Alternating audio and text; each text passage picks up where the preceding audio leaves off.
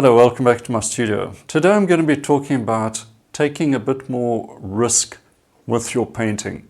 How to get something a little different in your oils or acrylics. Stick around and let's see what we can find out.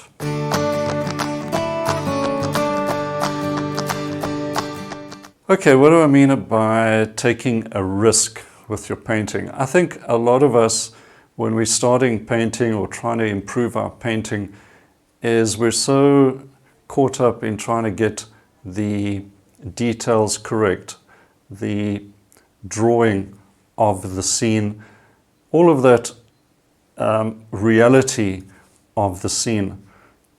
And as you get stuck, which inevitably you will, you sort of reach a plateau and you want to break through and you're not quite sure why.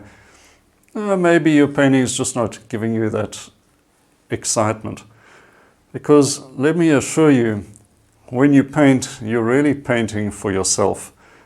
And if you're not getting the buzz from your painting, then nobody else who's looking at it is going to get that extra element, that intangible excitement and interest from your work. So you've got to keep pushing yourself and you've got to keep asking questions about your painting. And if it's not working for you, figure out something.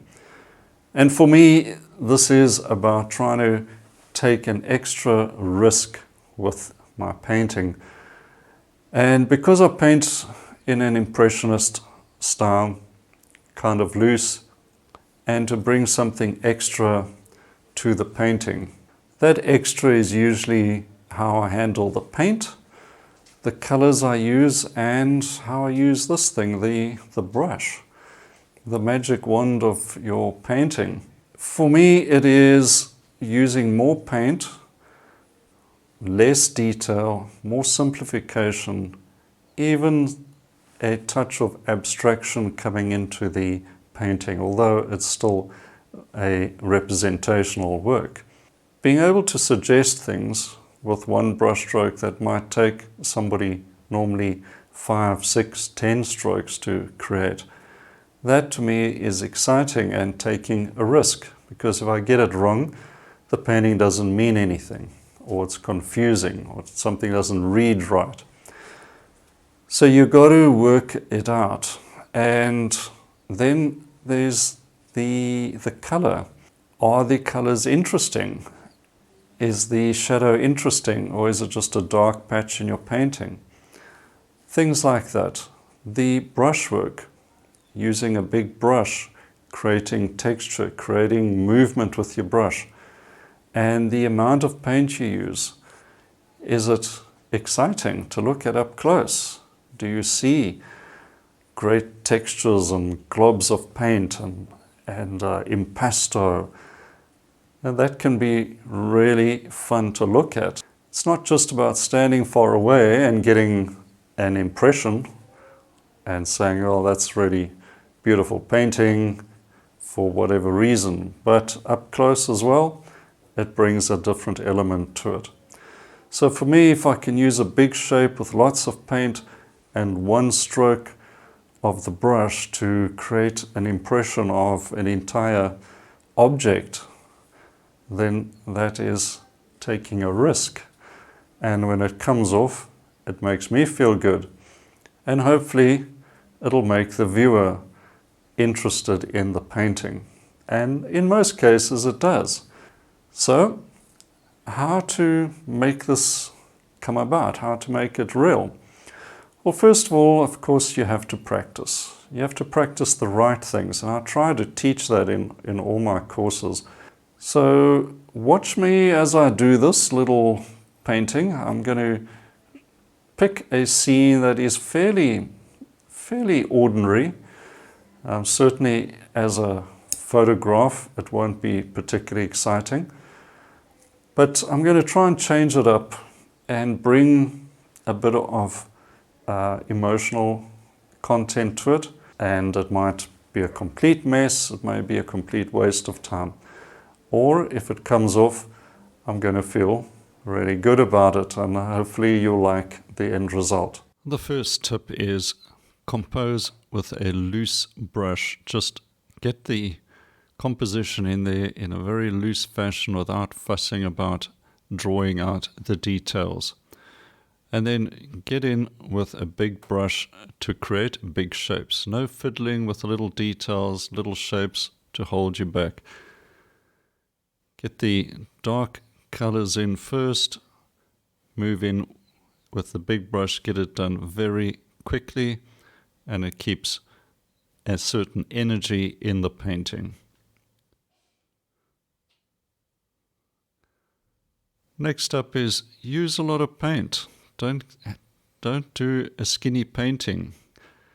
Mix up a lot of paint quite loosely on the palette so it's not all lost in over mixing, and then notice how the texture is created.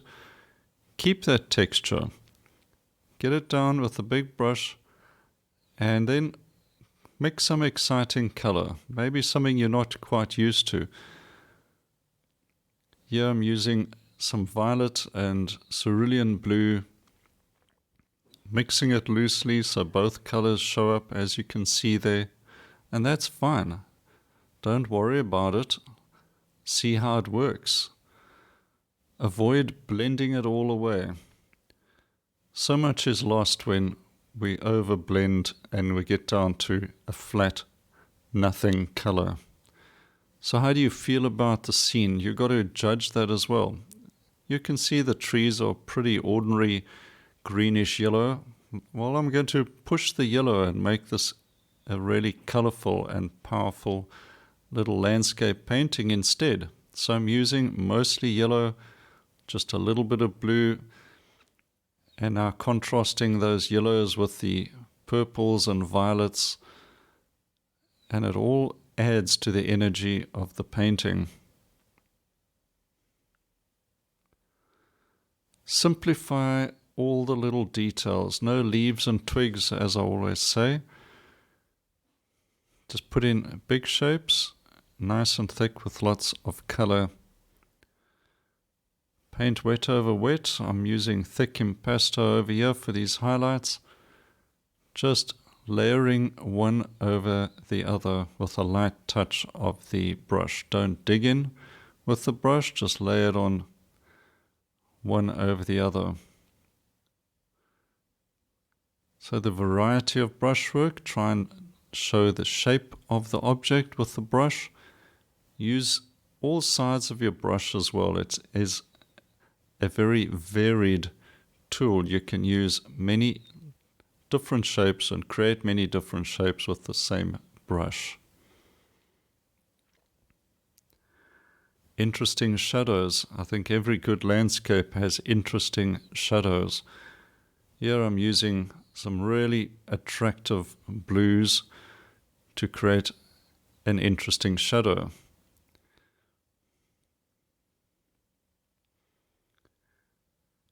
The focal area where the trees are getting a lot of light as well, I'm going to really push that with some high key and high value color.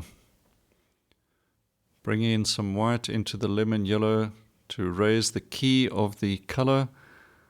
Layering that on. This is about the third layer I'm putting down there. In the foreground, very sweet violet blue for the foreground shadow, contrasting with the yellows in the road. So the painting has a life of its own and is something different from the very ordinary reference that I was working from. Remember the light, that's what you got to communicate, and boost that with some thick and juicy impasto paint against the darks, and you'll have an immediate boost in vibrancy as well. Some figures or something to attract a bit of interest and life to your painting. Give it a bit of scale. Just keep it simple. Let the viewer use their imagination. And that's it. We've got a very different looking painting. When it's done, sign it off, Don't go and ruin all your hard work. And I think we've created something a little special from a fairly ordinary looking scene.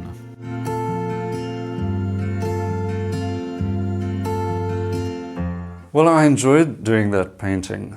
I'm not sure if you think it came off or not. Maybe it doesn't work for you, but that's not really the point. You will do it in a different way. All I want you to do is to take a risk with something. If it's the color or the size of the brush or how much paint you use, or maybe a subject you've never tried before. Take a risk and go for it. The results, good, bad, in between, that's not that important. The important thing is that you've tried it and you pushed yourself, and believe me, you can feel a little bit apprehensive. You will feel uncertain of yourself, but that's the good thing, because by doing that you take the next step and you break through that plateau I was talking about. Well, that is about it for this week. Now it's your turn to go out and try some painting. And remember, I've got a free course for you up here. Have a look at that. Just get some basic introduction to my painting method from that course if you haven't done so already. And don't forget to subscribe to this channel if you want to see regular videos like this. And I would really appreciate it if you would leave a comment. Let me know if you enjoyed this video, and give it a like as well. That would be great. All right, until next time, cheers for now.